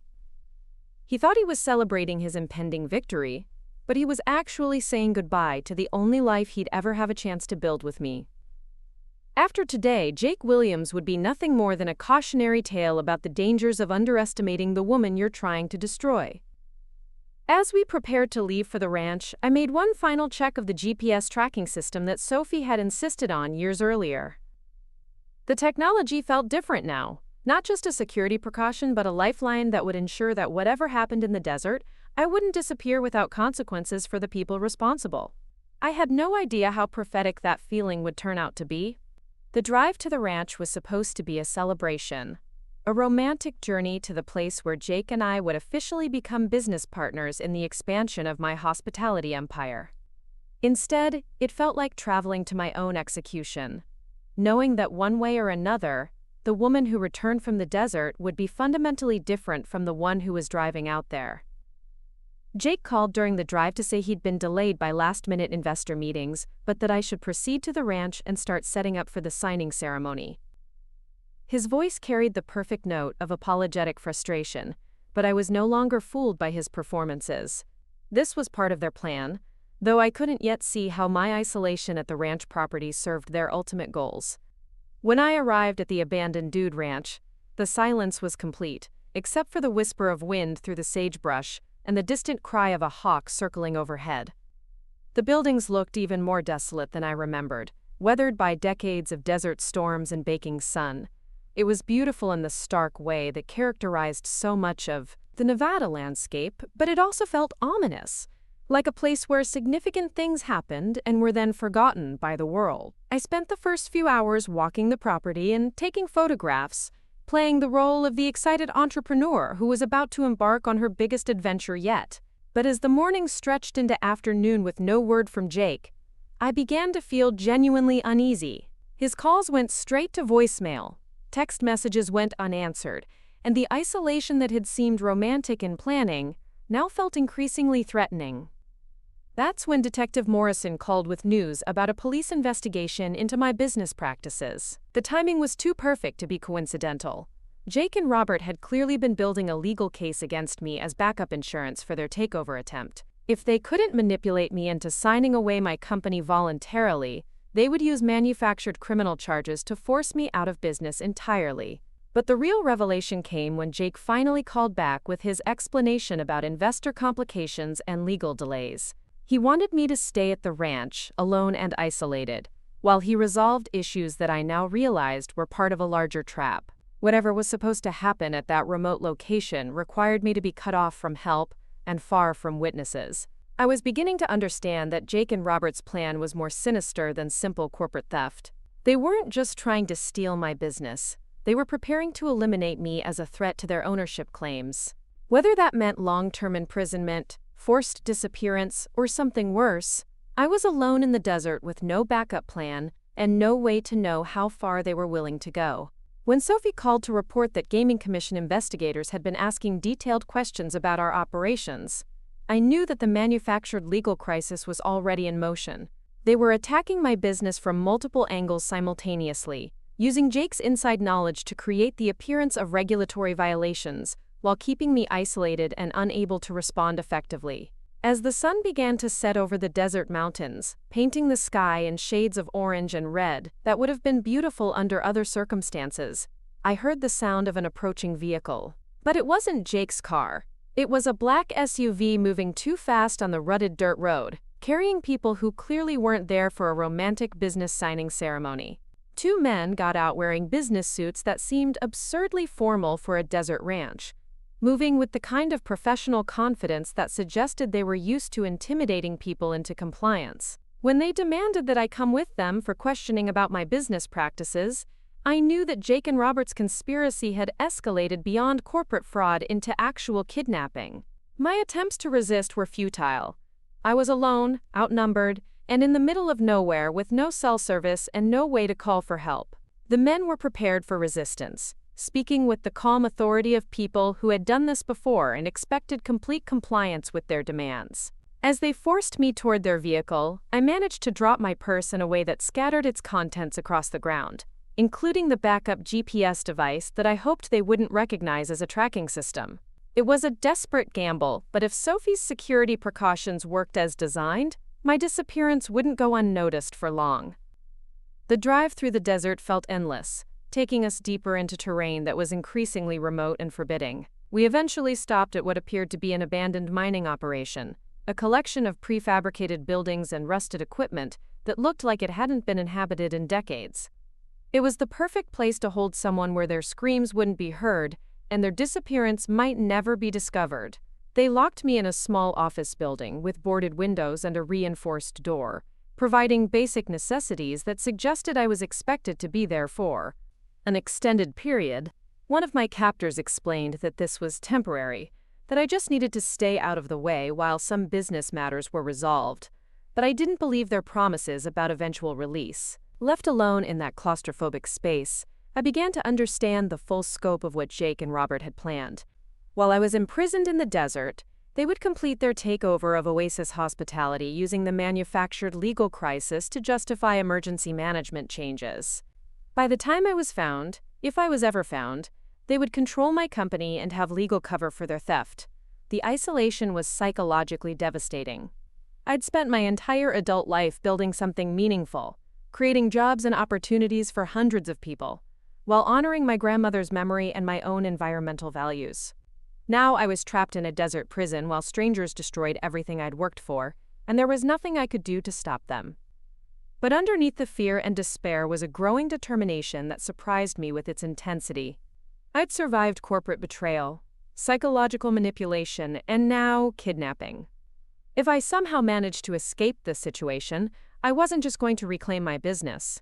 I was going to destroy everyone involved in this conspiracy so completely that they would serve as a warning to anyone else who might consider targeting successful women entrepreneurs. Hours passed in the stifling heat of the desert building. I rationed the water carefully and tried to stay alert for any opportunity to escape, but the structure was secure and my captors were professional. As the sun set and the building began to cool, I started to face the possibility that I might not survive to see justice done. That's when I heard the sound that changed everything. Helicopter rotors in the distance, growing louder and closer. Then vehicles approaching on the ground, voices shouting commands, and the unmistakable sound of a coordinated law enforcement operation. Las Vegas Metropolitan Police! This building is surrounded! I started screaming and pounding on the walls, making as much noise as possible to help them locate me. Within minutes, the door was being broken down and flashlight beams were cutting through the darkness of my prison. SWAT team members pulled me out of that building, wrapping me in a blanket and immediately checking for injuries while Detective Morrison explained how they'd found me. The GPS tracking system had worked exactly as designed. When I failed to return to Las Vegas as expected and my location showed unusual patterns, the monitoring service had contacted law enforcement. They'd been tracking me for hours, building a response team and coordinating with federal authorities who were already investigating Robert's fraudulent investment schemes. But the most satisfying news came when Detective Morrison told me that Jake and Robert were already in custody. When law enforcement had started investigating the kidnapping, they'd uncovered extensive evidence of the conspiracy to defraud me and my investors. Jake, facing serious federal charges, had been eager to cooperate and provide testimony that would help prosecutors build cases against everyone involved.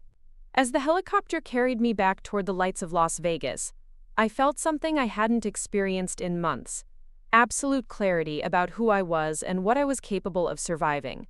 Jake and Robert had tried every weapon they could think of: manipulation, fraud, kidnapping, intimidation, and all of it had failed. I was not only going to survive their betrayal, I was going to emerge stronger and more determined than ever. The investigation that followed was swift and comprehensive.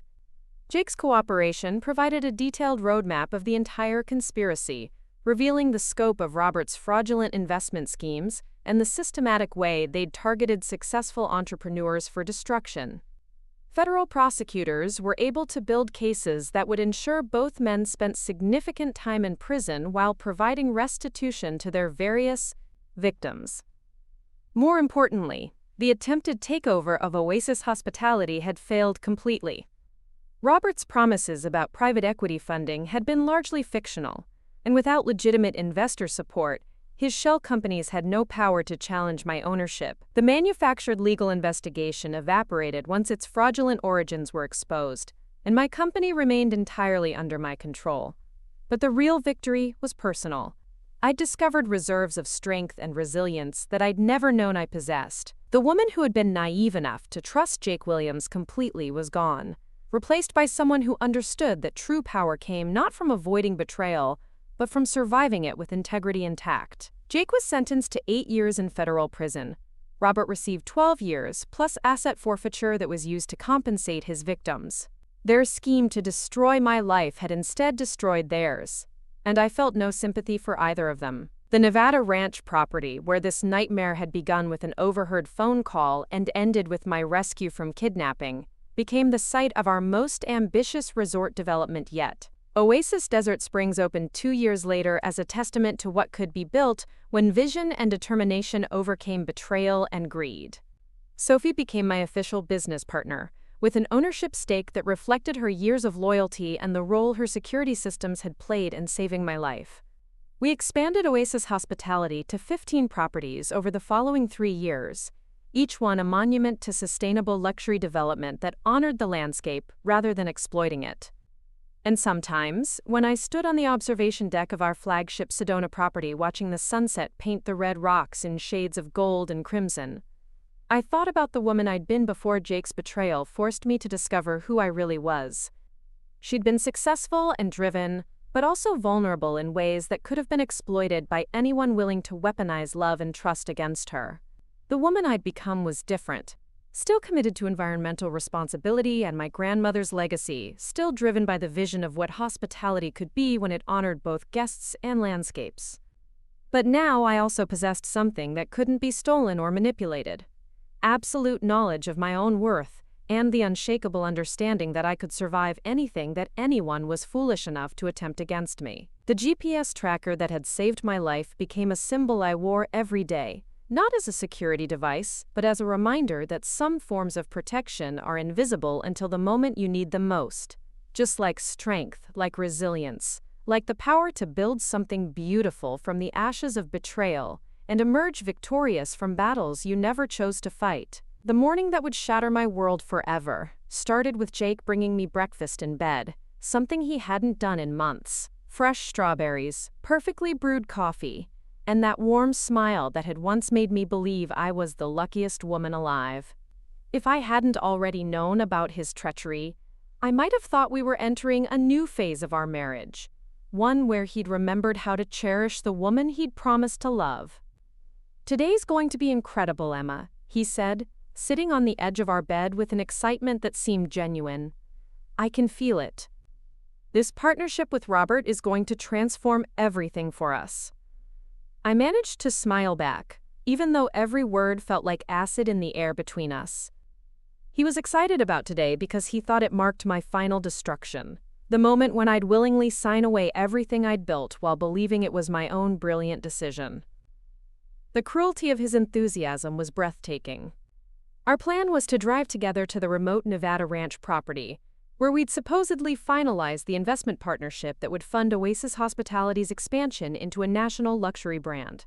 I'd spent weeks pretending to be excited about this opportunity, asking the right questions and expressing the appropriate concerns while secretly documenting every detail of their conspiracy for my legal team. But Jake's last-minute change of plans should have warned me that something was wrong. A supposedly urgent conference call with East Coast investors meant he'd have to meet me at the ranch later, after handling some complex paperwork issues that required his immediate attention. His explanation was smooth and apologetic, filled with the kind of financial terminology that would have impressed me once upon a time. "These investor types are incredibly demanding about documentation," he said, adjusting his tie with the practiced ease of someone who'd mastered the art of looking important.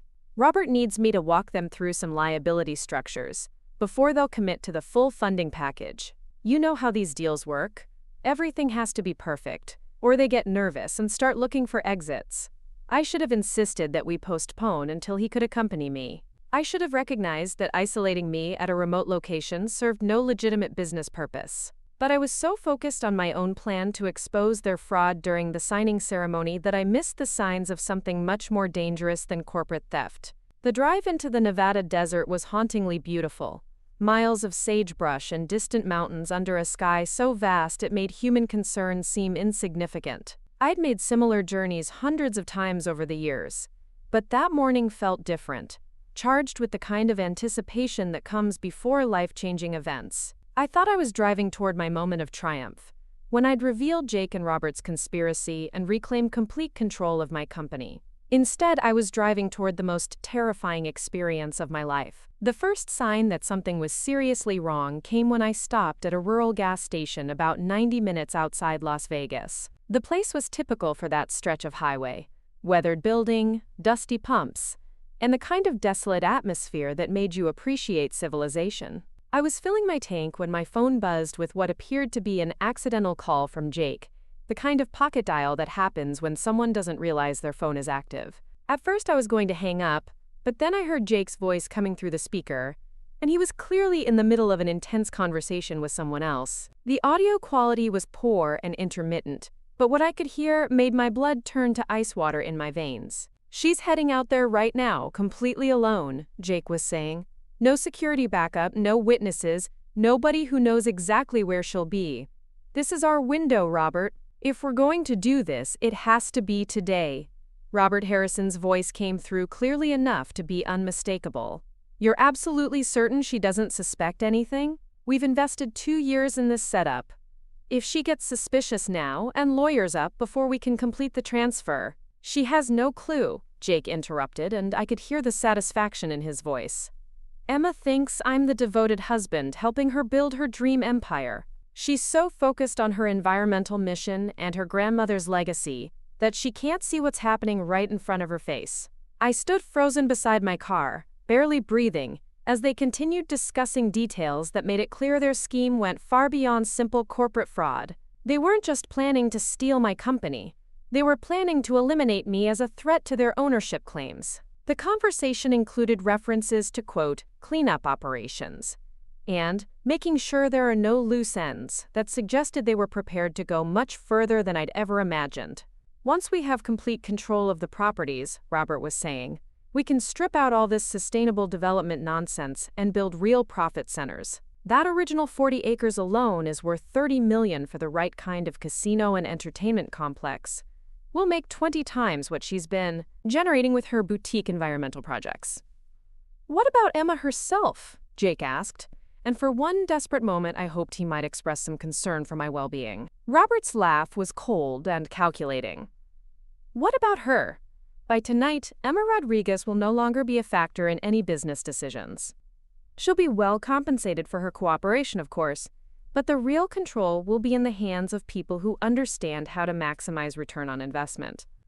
The call ended abruptly, leaving me standing in the desert silence with the horrifying realization that my husband and his mentor weren't just planning corporate theft, they were planning something that would permanently remove me from the equation. The vague references to compensation and cleanup operations suggested they had no intention of allowing me to survive as a witness to their fraud. Every instinct screamed at me to turn around and drive back to Las Vegas immediately, to call my attorney and the police and expose their conspiracy before they could implement whatever plan required my isolation at the ranch property. But I also knew that running would only delay the confrontation, and it might give them time to destroy evidence or modify their strategy in ways that would make it harder to achieve justice. More importantly, I realized that I might be walking into the perfect trap for them. If something happened to me at that remote location, Jake would inherit my personal assets as my husband, while Robert's investment group would likely gain control of Oasis Hospitality through the legal confusion following my disappearance. They would achieve their financial goals while eliminating the only person who could expose their conspiracy. But I also had advantages they didn't know about. The GPS tracking system that Sophie had insisted on was actively monitoring my location, programmed to alert security services if I showed unusual movement patterns or failed to check in at predetermined intervals. My attorney Patricia Valdez was expecting detailed updates about the signing ceremony, and she had instructions to contact law enforcement if I didn't report back by evening. Most importantly, I'd spent weeks documenting their conspiracy and building evidence that would destroy both of them even if I didn't survive to testify personally. Jake and Robert thought they were eliminating a naive victim, but they were actually targeting someone who'd been 3 steps ahead of them for months. I made the decision to continue to the ranch property, but not because I was walking blindly into their trap. I was going because it was the perfect place to spring my own trap, to document their conspiracy in action and ensure they faced consequences for everything they'd planned to do to me. The isolation that they saw as an advantage would also prevent them from calling for backup when their scheme collapsed. When I reached the abandoned dude ranch, the silence was complete except for the whisper of wind through the buildings and the distant cry of a hawk circling overhead. The property looked even more desolate than I remembered, like a place where significant things happened and were then forgotten by the world. It was beautiful in the stark way that characterized much of the Nevada landscape, but it also felt ominous, like a stage set for a confrontation that would define the rest of my life. I spent the morning walking the property and taking photographs, maintaining the facade of excited anticipation, while actually documenting every detail that might be relevant for law enforcement. If Jake and Robert were planning something criminal at this location, I wanted evidence that would help investigators understand exactly what had happened. But as the hours passed with no communication from Jake, I began to feel genuinely uneasy. His calls went straight to voicemail, text messages received no responses, and the isolation that had seemed manageable in planning now felt increasingly threatening. The ranch was hours from the nearest town, with no cell service and no landline connectivity that I could find. That's when Detective Patricia Morrison called with news that sent my anxiety spiraling into real fear. She explained that the Las Vegas Metropolitan Police had received reports about potential financial irregularities at Oasis Hospitality, including allegations of investor fraud and environmental compliance violations that could result in criminal charges. The timing was too perfect to be coincidental. While I was isolated at the ranch property, Jake and Robert were implementing a parallel strategy designed to destroy my reputation and legal standing. Even if I somehow escaped whatever they had planned for the physical confrontation, I would return to find my business under investigation and my personal freedom threatened by manufactured criminal charges. Detective Morrison, I'm currently at a remote location for business purposes, I said, trying to keep my voice steady. Can we schedule this meeting for tomorrow when I return to Las Vegas? I'm afraid the situation is considered urgent, Ms. Rodriguez. We're going to need you to return immediately. Where exactly are you located? As I provided the ranch address, I realized that I was giving law enforcement information that could be used to find my body if Jake and Robert's plan succeeded. But I was also creating a record of my location and the circumstances that had brought me there, evidence that might help investigators understand what had really happened. When Jake finally called back, his performance was masterful. He sounded frustrated and apologetic, explaining that the investor meeting had revealed unexpected complications that would require additional documentation before the partnership could be finalized. Legal issues, mostly, along with some concerns about environmental liability that would need to be resolved through careful negotiation. "I'm so sorry, sweetheart," he said, and his voice carried exactly the right note of disappointment. These investors are being incredibly conservative about some of the compliance issues. They want additional documentation about our water rights and waste management before they'll approve the final terms. Environmental compliance, the same issue that Detective Morrison had mentioned. They were coordinating their attack from multiple angles, using my own commitment to sustainable development as a weapon to question the legitimacy of my business practices. "Should I wait here for you, or should I head back to town?" I asked, testing to see what he really wanted me to do. "Actually, why don't you stay put for now? I think we can probably resolve this today if I can get everyone focused on solutions instead of problems. You know how lawyers are? They create complications so they can charge fees to solve them. Give me a few more hours and we should be able to get everything back on track." He wanted me to remain isolated at the ranch.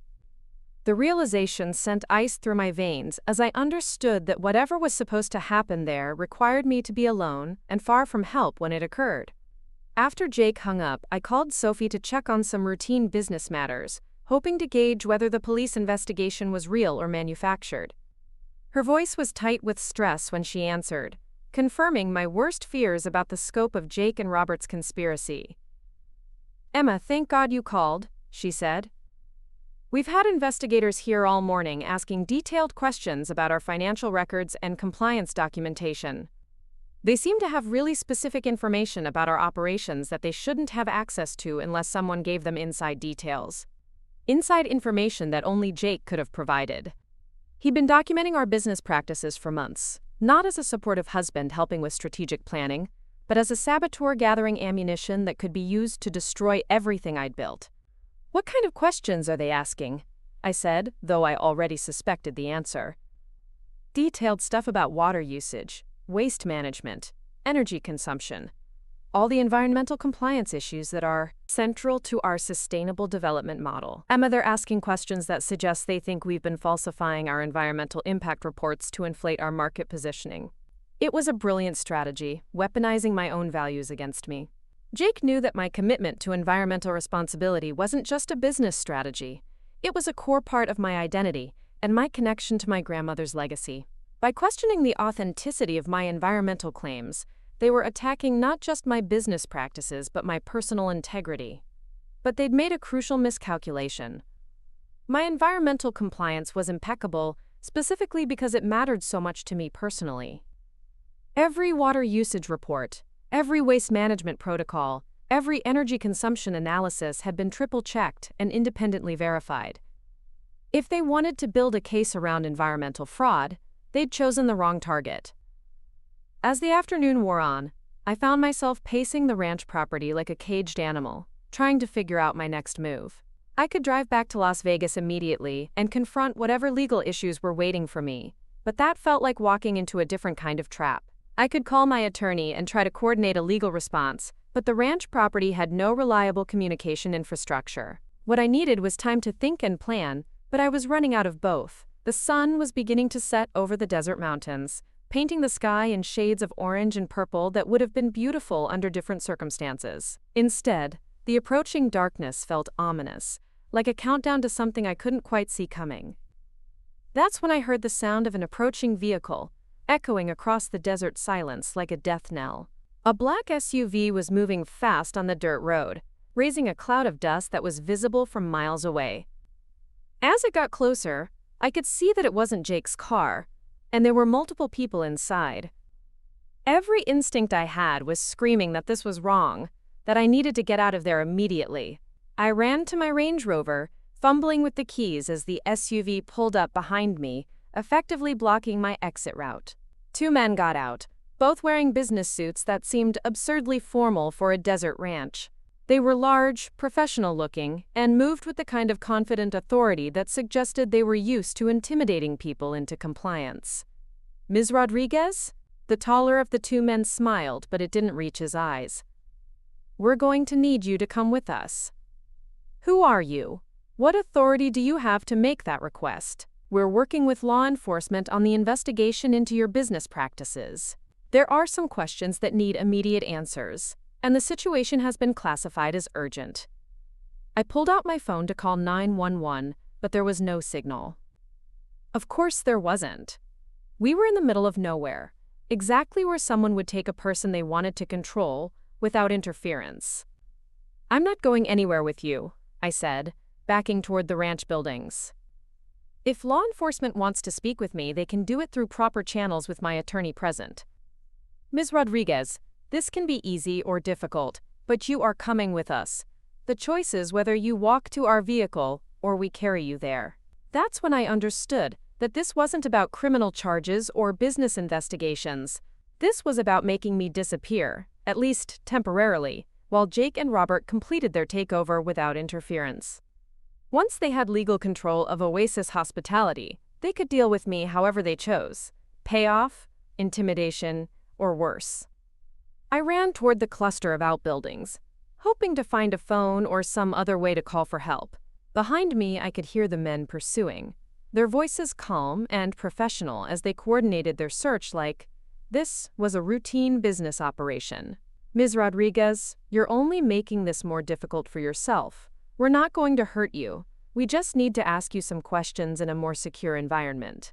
I found myself in an old barn filled with equipment that hadn't been used in years. There was a landline phone mounted on the wall, but when I picked it up, there was no dial tone. The lines had been cut or disconnected, probably by the same people who were now hunting me through the buildings. Footsteps were approaching the barn. I looked around desperately for another exit or somewhere to hide, but the building was too small and open. They were going to find me within minutes, and there was nothing I could do to prevent them from taking me wherever they had planned. That's when I remembered the GPS tracker embedded in my jewelry. Sophie had insisted on the security system years earlier, and I'd worn the devices so long that they'd become invisible to me.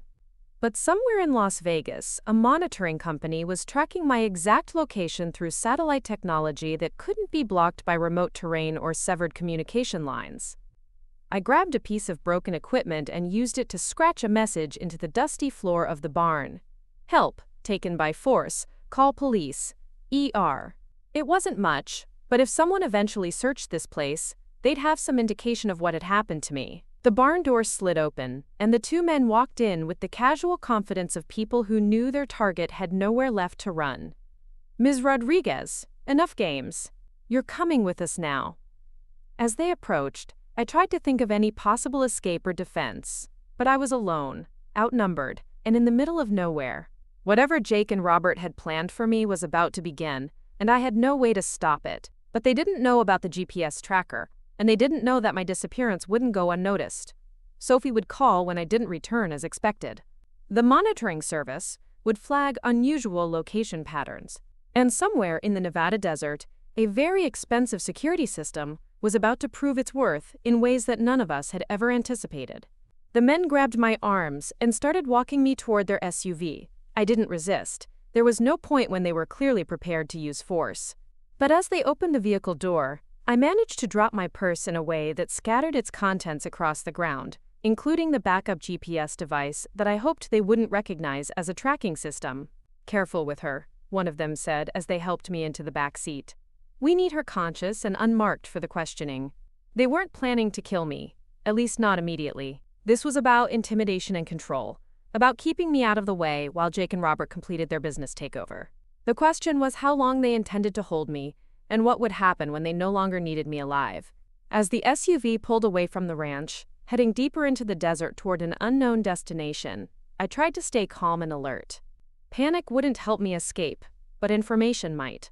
I needed to remember everything. The route we were taking, the appearance and voices of my captors, any details that might help law enforcement find me if I somehow managed to survive this. But underneath the forced calm was a growing rage that burned hotter than the desert sun. Jake and Robert had underestimated me once before, and I'd been preparing to turn their own scheme against them. Now they'd made an even bigger mistake. They'd escalated from corporate fraud to kidnapping, bringing federal law enforcement into a situation they might have otherwise handled as a civil business dispute. If I survived this, I wasn't just going to reclaim my company. I was going to destroy both of them so completely that they would serve as a warning to anyone else who might consider targeting successful women entrepreneurs. The SUV drove for what felt like hours through increasingly remote terrain, finally stopping at what appeared to be an abandoned mining operation in the middle of nowhere. There were a few prefabricated buildings, some rusted equipment, and absolutely no signs of human habitation. It was the perfect place to hold someone where their screams wouldn't be heard, and their disappearance might never be discovered. They locked me in a small office building with boarded windows and a reinforced door. There was a cot, some water bottles, and a bucket, accommodations for someone who was expected to be there for an extended period. One of the men explained that this was temporary, that I just needed to stay out of the way while some business matters were resolved, and that I'd be released unharmed once everything was settled. I didn't believe him for a second. Left alone in that claustrophobic space, I began to understand the full scope of what Jake and Robert had planned. While I was imprisoned in the desert, they would complete their takeover of Oasis Hospitality using the manufactured legal crisis to justify emergency management changes. By the time I was found, if I was ever found, they would control my company and have legal cover for their theft. The psychological impact was devastating. I'd spent my entire adult life building something meaningful, creating jobs and opportunities for hundreds of people, while honoring my grandmother's memory and my own environmental values. Now I was trapped in a desert prison while strangers destroyed everything I'd worked for, and there was nothing I could do to stop them. But underneath the fear and despair was something else, something that surprised me with its intensity. I'd survived corporate betrayal and psychological manipulation, and now I was surviving kidnapping. If I somehow managed to escape this situation, I would emerge stronger than I'd ever been, armed with the absolute knowledge that I could survive anything that anyone was foolish enough to attempt against me. Hours passed in the stifling heat of the desert building. I rationed the water carefully and tried to stay alert for any opportunity to escape, but the structure was secure and my captors were professional. As the sun set and the building began to cool, I started to face the possibility that I might not survive to see justice done. That's when I heard the sound that would save my life, helicopter rotors in the distance, growing louder and closer with each passing moment.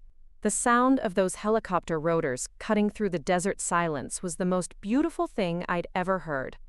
After hours of isolation and terror, after facing the possibility that I might die in that abandoned mining facility while Jake and Robert stole everything I'd worked for, I was hearing the approach of rescue and justice. The rotors grew louder, joined by the sound of vehicles approaching on the ground. Voices outside were shouting commands, and I could hear the distinctive metallic sounds of a large law enforcement operation being deployed. I started screaming and pounding on the walls, making as much noise as possible to help them locate me in the collection of abandoned buildings. Las Vegas Metropolitan Police! This building is surrounded! Within minutes, the door was being broken down with professional efficiency, and flashlight beams were cutting through the darkness of my prison. SWAT team members in full tactical gear pulled me out of that building, immediately checking for injuries while wrapping me in a blanket and ensuring I was safe from any remaining threats. Detective Patricia Morrison was there, along with what looked like half the Las Vegas police force and several federal agents. The two men who had kidnapped me were already in handcuffs, looking shocked and confused about how their perfect plan had gone so catastrophically wrong. "How did you find me?" I asked Detective Morrison as paramedics checked my vital signs and looked for signs of injury or drugging. She smiled grimly, the expression of a law enforcement professional who'd just solved a case that could have ended very differently. "GPS tracking from your security monitoring service. When you didn't return to Las Vegas as expected, and your location showed unusual movement patterns ending at this remote facility, they contacted us immediately. We've been tracking you for the last 6 hours, building a response team and coordinating with federal authorities." "What about Jake and Robert Harrison?" "Both in custody," Detective Morrison said with satisfaction. "Turns out that when we started investigating the kidnapping, we discovered quite a bit of evidence about their conspiracy to defraud you and your investors. Your husband was very eager to cooperate once he realized the kind of federal charges he was facing." As the helicopter lifted off from the desert floor, carrying me back toward the lights of Las Vegas, I felt something I hadn't experienced in months: complete clarity about who I was and what I was capable of surviving. Jake and Robert had tried to destroy me using every weapon they could think of: manipulation, fraud, kidnapping, intimidation, and all of it had failed. But more than that, I realized that their own greed and incompetence had been their downfall. Jake's eagerness to share information with Robert had created digital evidence trails that law enforcement could follow. Robert's pattern of similar schemes against other entrepreneurs had put him on federal watch lists. And their decision to escalate from corporate theft to kidnapping had brought serious law enforcement attention to what might otherwise have been handled as a civil business dispute. The investigation that followed was swift and comprehensive. With Jake facing decades in federal prison for kidnapping and conspiracy charges, he provided detailed testimony about the entire scheme in exchange for a reduced sentence. His cooperation revealed the scope of Robert's fraudulent investment schemes and the systematic way they'd targeted successful entrepreneurs for destruction. Federal prosecutors were able to build cases that went far beyond my situation. Robert Harrison's development company was raided, revealing evidence of multiple similar schemes targeting other business owners across the Southwest. Several of my investors who had been approached by Robert came forward with recordings and documentation of his attempted manipulation, providing additional evidence of his fraudulent practices. But the most satisfying revelation came when we discovered that Robert's promises about private equity funding had been largely fictional. The investment firms he'd claimed to represent either didn't exist or had no knowledge of his plans. Even if I had signed their partnership agreement, Robert wouldn't have been able to deliver the funding he'd promised, leaving me with reduced ownership in my own company and no compensation for what I'd given up. They'd been planning to steal my business with money they didn't have, using relationships that didn't exist, based on market analysis that was fundamentally flawed. It was corporate fraud on a scale that was almost impressive in its audacity and stupidity.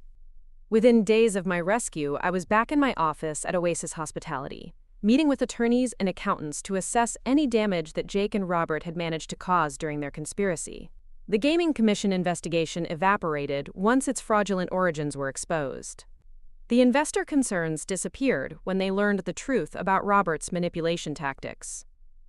Even the criminal allegations against me were formally dismissed when the investigation revealed they'd been manufactured as part of the kidnapping scheme. More importantly, the attempted takeover had failed completely.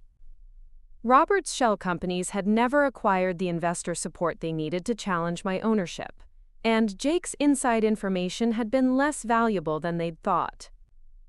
Oasis Hospitality remained entirely under my control, with a management structure that was now more secure than ever.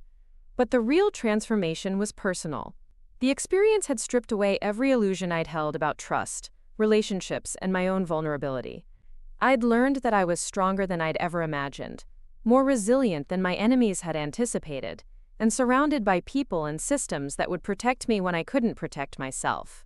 The woman who had been naive enough to trust Jake Williams completely was gone, replaced by someone who understood that true strength came not from avoiding betrayal, but from surviving it with integrity intact. I still believed in love, partnership, and building something meaningful with other people, but now I also understood the importance of verification, backup plans, and surrounding myself with people whose loyalty had been tested and proven. Sophie became my official business partner, with an ownership stake that reflected her years of dedication and the role her security systems had played in saving my life. Together, we expanded Oasis Hospitality to 18 properties over the following 3 years, each one a testament to what could be built when vision and determination overcame betrayal and greed. The Nevada Ranch property, where this nightmare had begun with an overheard phone call and ended with my rescue from kidnapping, became the site of our most ambitious resort development yet. Oasis Desert Springs opened as a luxury destination that honored the harsh beauty of the Nevada landscape while providing guests with an experience they could never forget. I insisted that the resort include a conference center specializing in women's entrepreneurship and business security, hosting events that helped other female business owners learn from my experience and protect themselves from similar schemes. If my ordeal could help even one other woman avoid the kind of betrayal I'd survived, then some good would come from the worst experience of my life. Jake was sentenced to 8 years in federal prison for kidnapping, conspiracy, and fraud. Robert received 15 years, plus forfeiture of assets that were used to compensate his various victims across multiple states. Their scheme to destroy my life had instead destroyed theirs, and I felt no sympathy for either of them. But perhaps the most important outcome was the legislation that resulted from their prosecutions. Federal lawmakers, horrified by the systematic way that successful women entrepreneurs had been targeted for these elaborate fraud schemes, passed new protections for business owners and enhanced penalties for romance-based corporate espionage. The Rodriguez Act made it a federal crime to enter into romantic relationships for the primary purpose of gathering intelligence to commit business fraud. 3 years after my rescue from that desert prison, I stood on the observation deck of our Sedona flagship property, watching the sunset paint the red rocks in shades of gold and crimson that never failed to take my breath away. The landscape was exactly the same as it had been the day I'd first visited this area as a young entrepreneur with big dreams and limited resources. But everything else had changed. I was no longer the woman who could be manipulated through her capacity for love and trust. I was no longer someone who could be intimidated by threats or isolated from the support systems that protected her. I'd survived the worst betrayal imaginable and emerged not just intact but stronger than ever. The GPS tracker that had saved my life became something I wore every day, not as a security device but as a symbol of the invisible forms of protection that surrounded me. Just like Sophie's loyalty, like Patricia Valdez's legal expertise, like the network of business relationships I'd built over years of honest dealing. These were the things that couldn't be stolen or corrupted. The resources that would always be available when I needed them most. Sometimes visitors to our resorts would ask about the small plaque mounted near the entrance of the Desert Springs property. The one that read, "In memory of trust betrayed and strength discovered, dedicated to everyone who has survived what they never thought they could survive." I would smile and explain that it commemorated an important lesson about resilience and the power of building something beautiful from the ashes of destruction. But I never told the full story, because some victories are too personal to share with strangers. Jake had stranded me in the desert, thinking he was leaving me, helpless and alone. Instead, he'd forced me to discover resources I'd never known I possessed. When my security detail located me via GPS, they weren't just rescuing Emma Rodriguez, the kidnapping victim. They were liberating the woman who would spend the rest of her life proving that underestimating her was the most expensive mistake anyone could ever make. And in the end, that was the greatest victory of all. Not just surviving betrayal, but transforming it into strength. Not just reclaiming what had been stolen, but building something even better from the ruins of trust. Not just defeating my enemies, but becoming the kind of person who could never be defeated again. The helicopter rotors cutting through desert silence were the most beautiful sound I'd ever heard. After hours trapped in that abandoned mining facility, facing the possibility that Jake and Robert might succeed in destroying everything I'd built, rescue felt like resurrection. SWAT officers pulled me from my prison while my kidnappers stood in handcuffs, their perfect scheme crumbling around them. Detective Morrison explained how they'd found me through the GPS tracking system Sophie had insisted on years earlier. While I'd been imprisoned, law enforcement had been building their response, coordinating with federal authorities who were already investigating Robert's pattern of targeting successful entrepreneurs across multiple states.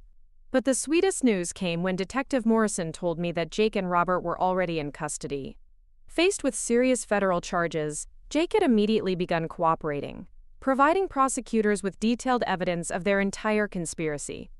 His desperation to avoid decades in prison had made him eager to expose every aspect of Robert's fraudulent investment schemes. The investigation that followed was swift and devastating for my enemies. Jake's testimony revealed communications, financial records, and planning documents that exposed systematic targeting of women business owners throughout the Southwest. Robert's development company was a front for corporate raiding operations that used romantic manipulation as their primary weapon. Within weeks, both men were formally indicted on federal charges including kidnapping, conspiracy, fraud, and racketeering. The evidence was overwhelming, built from their own arrogance and carelessness in documenting their crimes. Jake received 12 years in federal prison after pleading guilty. His cooperation earned him a reduced sentence, but the judge made clear that exploiting marriage as a weapon warranted significant punishment. Robert, who maintained his innocence despite mountains of evidence, was sentenced to 25 years without parole. Their attempted takeover of Oasis Hospitality had failed completely. Robert's promises of private equity funding were largely fictional, and without legitimate investor support, his shell companies had no power to challenge my ownership. The manufactured criminal investigation against me evaporated once its fraudulent origins were exposed.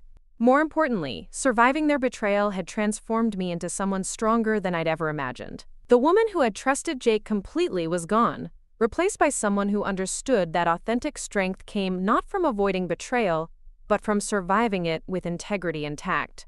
Sophie became my official business partner, and together we expanded Oasis Hospitality into a national brand. The Nevada Ranch property where my ordeal began and ended became our flagship resort, featuring a conference center dedicated to helping other entrepreneurs protect themselves from similar schemes. The GPS tracker that saved my life became a symbol I wore daily, representing the invisible forms of protection that surround us when we build authentic relationships and reliable systems. Jake had tried to destroy me by exploiting my capacity for trust and love. Instead, he'd forced me to discover that those qualities, properly protected, were among my greatest strengths. I was no longer someone who could be easily manipulated or intimidated. I had become formidable. Up next, you've got 2 more standout stories right on your screen. If this one hit the mark, you won't want to pass these up. Just click and check them out.